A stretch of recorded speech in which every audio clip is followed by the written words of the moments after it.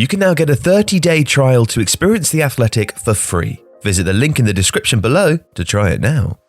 To some, Romelu Lukaku might be seen as a consolation prize or just a plan B. Chelsea's desire to buy Erling Haaland is well known and has been a major talking point since this year's winter transfer window. But it would be wrong to assume that the man that they had actually ended up buying was only added to the wish list in the last few weeks. The West London club may have already had Haaland in mind before Thomas Tuchel replaced Frank Lampard as coach in late January, but it didn't take the German long to assess the options at his disposal and feel that Chelsea were lacking a top-class traditional number 9. By early spring, it's understood that Tuchel had not only given his backing to making an attempt for Borussia Dortmund's Haaland, but had also earmarked Lukaku as another candidate he'd like to lead the line in 2021-22. And this is the story of how that deal happened. Now, Chelsea knew that this wasn't going to be straightforward. Lukaku had been loving life in Italy since joining Inter from Manchester United. He felt truly appreciated, unlike during his 8 years in England. And an impressive 24 league goals last season helped secure Inter their first Serie A title for 11 years in May. However, Inter's financial troubles were clear for all to see when they lobbied for €275 million from investors Oaktree Capital Management in late May to ease some of the pressures on their bank balance. And as such, it was plain that Inter needed to sell some of their best players. Lukaku was said to be off limits, but that didn't stop Chelsea from asking about him at a meeting soon after the end of last season, and sources have told The Athletic that Chelsea left those discussions confident that they could agree a price for Lukaku if they pursued that deal. Things then went quiet for over a month, with the player heading off on a post-Euro 2020 holiday, initially to the US. He was soon joined by Mino Raiola's replacement as his agent, Federico Pastorello, who enjoys a good bond with Chelsea director Marina Granovskaya. Lukaku reported for pre-season training at Inter on July the 26th, and he made a point of talking to the in-house TV channel about the season ahead and how much he was looking forward to it. However, within a fortnight, he had done a complete U-turn and decided to return to Stamford Bridge. Why is that? Well, in short, unfinished business. How he was treated by Chelsea in his 3 years there has been a great source of motivation throughout his career.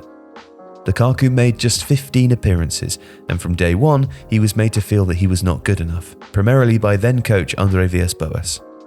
There was also a realization that he needed to improve, a recognition that this was a significant step up in class from his days dominating Belgian top-flight defences at 18 in an Anderlecht shirt.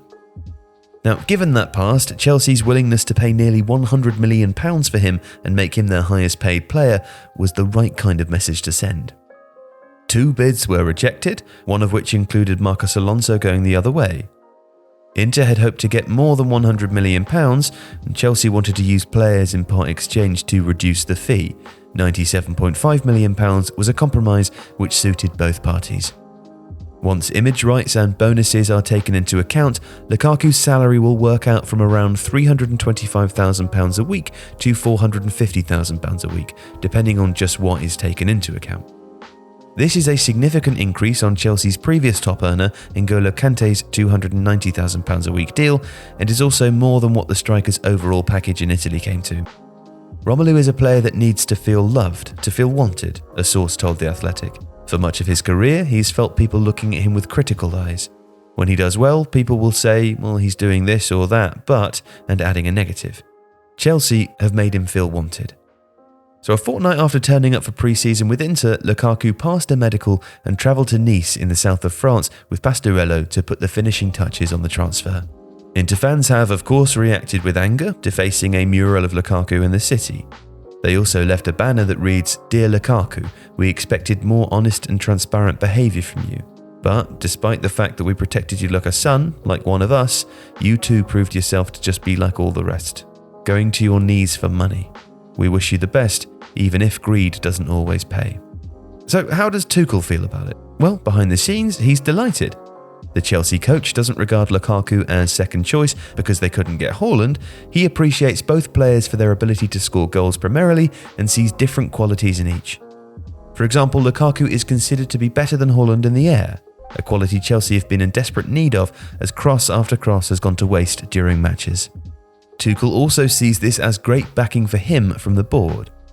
He requested an elite forward from them, and as far as he's concerned, they've delivered. And crucially, Lukaku was made aware just how much Tuchel wanted and values him before terms were agreed. This is a manager that he admires and hopes to enjoy as strong a bond with as he did with Conte for the past 2 seasons. If you like this video, please consider subscribing to the channel. The Athletic is home to some of the world's best sports journalists, including David Ornstein, Daniel Taylor, Ollie Kay, Amy Lawrence and Rafa Honigstein.